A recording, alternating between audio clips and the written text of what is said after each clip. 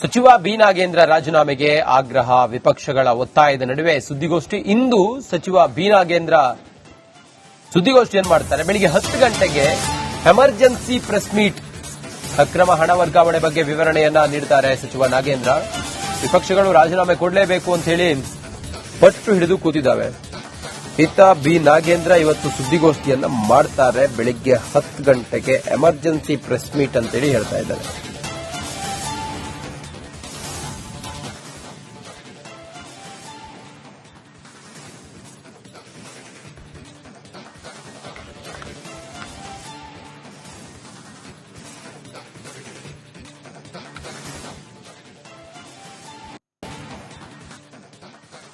ಸಚಿವ ಬಿ ನಾಗೇಂದ್ರ ರಾಜೀನಾಮೆಗೆ ಆಗ್ರಹ, ವಿಪಕ್ಷಗಳ ಒತ್ತಾಯದ ನಡುವೆ ಸುದ್ದಿಗೋಷ್ಠಿ. ಇಂದು ಸಚಿವ ಬಿ ನಾಗೇಂದ್ರ ಸುದ್ದಿಗೋಷ್ಠಿಯನ್ನು ಮಾಡ್ತಾರೆ. ಬೆಳಿಗ್ಗೆ 10 ಗಂಟೆಗೆ ಎಮರ್ಜೆನ್ಸಿ ಪ್ರೆಸ್ ಮೀಟ್.